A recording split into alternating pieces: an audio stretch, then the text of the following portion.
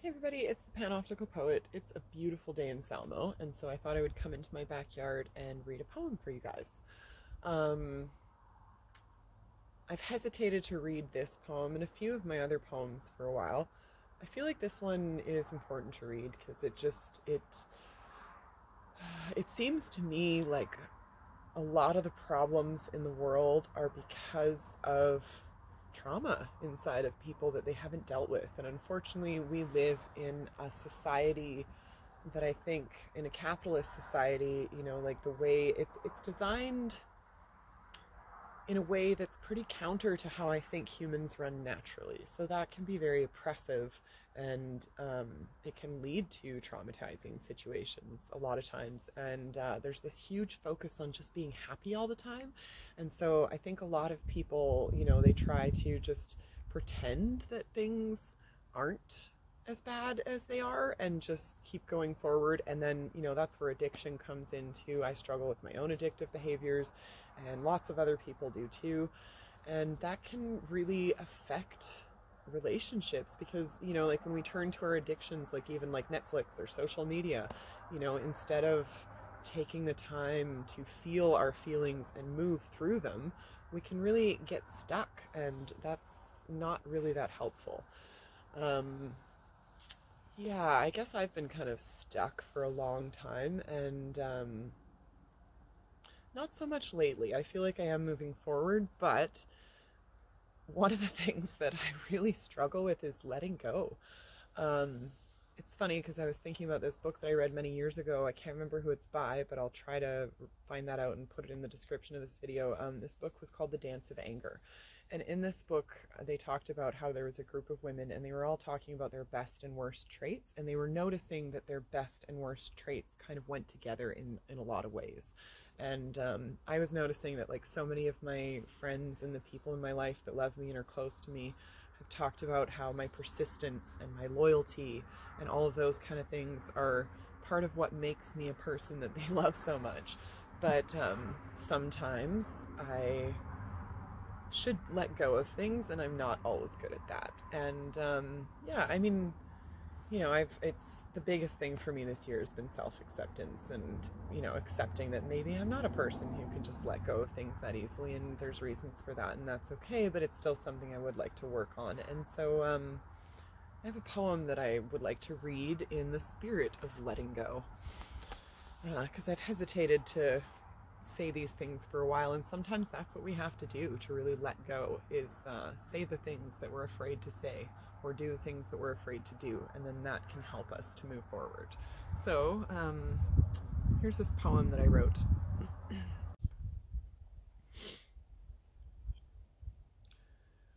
The stars will never really fall from my eyes when I look at you.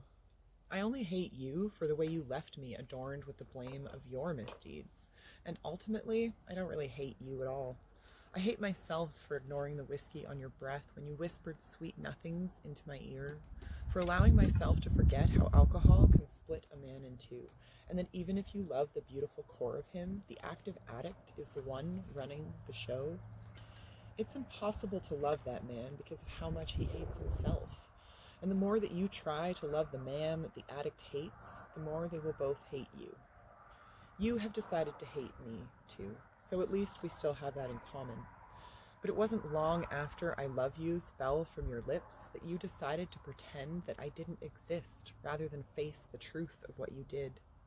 Decided to slander me and paint me a liar rather than accept the responsibility of reflecting on yourself in the wake of mistakes.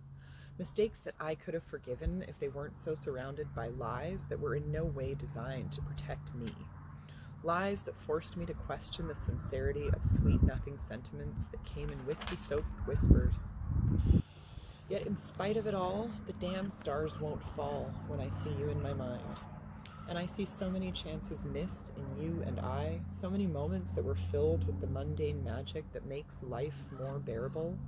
The moments where I would wash and you would dry, and I could see the bounce in your step as you spun plates into cupboards and dreams of tomorrow into my head.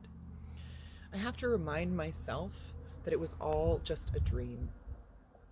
a beautiful dream that you transformed into a nightmare, because you can lie as easily as you can say, I love you.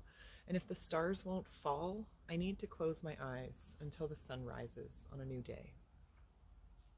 One of my parents had addicts in their life, and I think in some ways that's carried through to my life. And yeah, it's unfortunate how often we don't face ourselves in life and we don't deal with our traumas, and then we allow our traumas to become addictions that rule over our lives and take away so many things from ourselves and others. And yeah, it's definitely something that's come up in my life a lot, and it seems to be coming up less, which I appreciate. But I lost a lot of friends when I was young because of addictions as well, and I'm still losing friends sometimes to overdoses and stuff like that. So unfortunately, I think until we fix the society that we live in, we're going to continue to see these trauma responses in people and see the consequences of that, unfortunately. So yeah, that's I'm trying to release and let go of a lot of that in my life. And so hopefully putting that poem out there will help me to let go. And I hope it isn't relatable for people, but I know that it will be. And maybe if it is relatable to other people, it can help them to let go of whatever's holding them back and not allowing them to enjoy the beautiful place that this world can really be, and the beautiful thing that each human can be as well. So anyway, that was a lot of rambling and a little bit of poem, and I hope you enjoyed it. And I'm going to leave it there. Panoptical Poet out.